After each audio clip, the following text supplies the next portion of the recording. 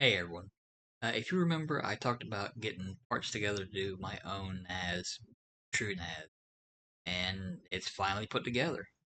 Now, it's not anything super fancy or super expensive. I think my total price came to like 205, not including shipping, because I didn't need like a super bleeding edge NAS. So there's that. So let's go ahead and log in.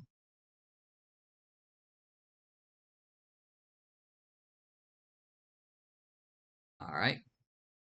See generic platform, community. And the CPU is an Intel. I think this is 8th generation. It's an 8500 i5. The motherboard, I believe, is an Asrock 370M HDV, which is a micro ATX.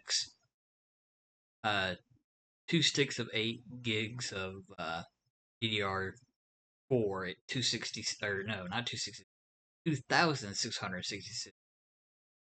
But uh, I'll go over to storage here real quick. And you'll see this warnings because I'm using mixed capacity disk right now. I had two 10s and an 18 terabyte laying around, so I have a decent amount of space. When I have about 18, oh yeah, usable space 18. I'm gonna eventually replace those two 10s with a set of two 18s. Because right now my Synology is a 5 bay with 18s across the board. So it has like 50 something terabytes of space. It's only using 9 right now, and basically that's why I've been slowly moving things over to this one. As you can see, I have might as well say 5.9 or 6 terabytes. So I'm getting close. Another 4 terabytes, and I'll be pretty much one for one between both NASs. Now, why am I trying to do TrueNAS? It's not a if, it's a when. But it seems like Synology is really trying to phase out using what they consider third-party drives, even though the drives they're getting are not made in-house. They're white labeled, and the daughter board on the hard drives are flashed with their information, even though not technically drives they make. So not only are they forcing you even harder into their ecosystem, they're cutting you off from, say, looking for a deal. Because initially, with my two-bay Synology NAS, I would buy desktop external uh, hard drives, like the 10s, and break open the cases and take the 10 terabyte hard drives out of those, and then use those in the NAS. That'd be a way, even though they're still desktop drives, they were cheaper to buy them inside the casing. Made no sense, but I didn't question it. Uh, right now, my only data sets or directories is Docker, Jellyfin, Plex, Portainer. Though Portainer is from the community of TrueNAS. Now, Jellyfin and Plex I did through Portainer. Plex is my movie folder, and then instances, not really messing with them yet. That's going to be where the VMs are set up. Another thing is I like is the reporting. See where I've had pretty heavy data right here, or CPU usage right here. But overall, the temperatures have been pretty good, around 50, 60. But also when I get a better CPU cooler, because I'm using a old kind of stock Intel CPU cooler, the ones that had the plastic push, I guess push pins you call them. So get some better thermal paste, get a better CPU, and that'll probably also help during when it's under load. Uh, I was going to put all this in a case, but I decided, I just print a riser, or I guess not a riser, but a lift. You just put the motherboard on. I printed some HD caddies, put the hard drives in. I still need to either find or design a thing to put the power supply in, But besides that, yeah, it's just an open air kind of system.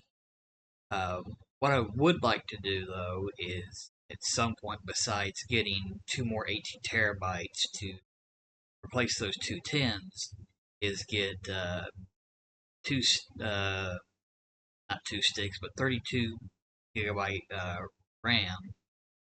Now, is it because I think I'll be doing a lot of RAM intensive stuff? No, but it also does help with your home media, which if you're transferring, say, a bunch of stuff, and then somebody's wanting to watch a movie, like say downstairs, and then say you're wanting to watch a movie upstairs, during that doing that transfer, watching a movie, watching another movie, you're going to need that CPU and that RAM, or you're just going to have a bad time. Another thing is, I just think the idea of being able to drop in a RAID controller or a RAID PCIe card, in the by 16 slot, and then hook up two mini SAS and have a squid with four SAS connectors, not SAS, SATA connectors a piece, instead of having to buy a whole new chassis from Synology or QNAP or wherever. Basically, a brainless system that just connects as an expansion bay. So instead of paying them, $5, $6, $7, $800 for that, I can pay like $50 for a RAID card and then just start buying hard drives again. So that's another reason I've been trying to slowly but surely get TrueNAS going. Now, another thing is, I have had a lot of trouble trying to understand TrueNAS as well, because I'm going from not only Synology, which is a very layman's friendly uh, Synology. Synology again, server setup or NAS setup. It's Linux, and then also I've been using the subsystem on Windows for Linux for Docker, and is a single disk kind of thing. Going to Unix and having to set like permissions very strictly, that is a huge learning curve right now. I also learned about the force flag for when it sets up its own containers, because it set up Portainer as root. Uh, Show you here in apps. Now here, you're not going to see Plex or Jellyfin because I set it up through Portainer. But when you go through their app store and set up Portainer, if you come down over here, when they set it up as root.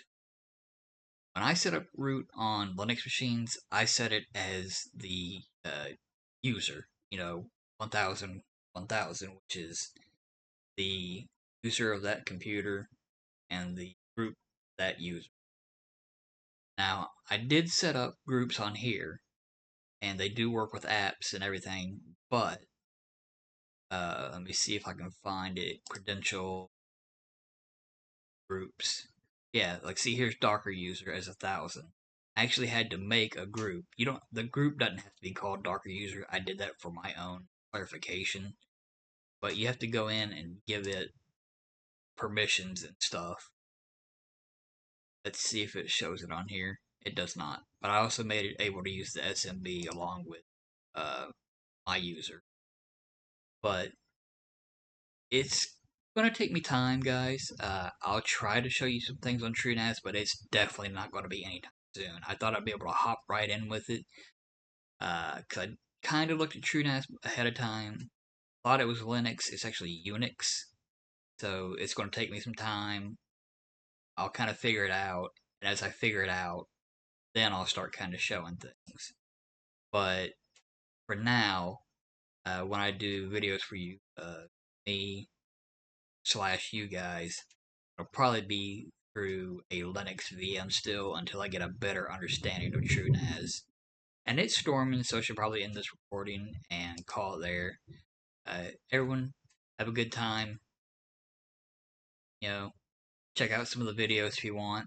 And I'm gonna get off here before it ends up cutting power. Take it easy, everyone.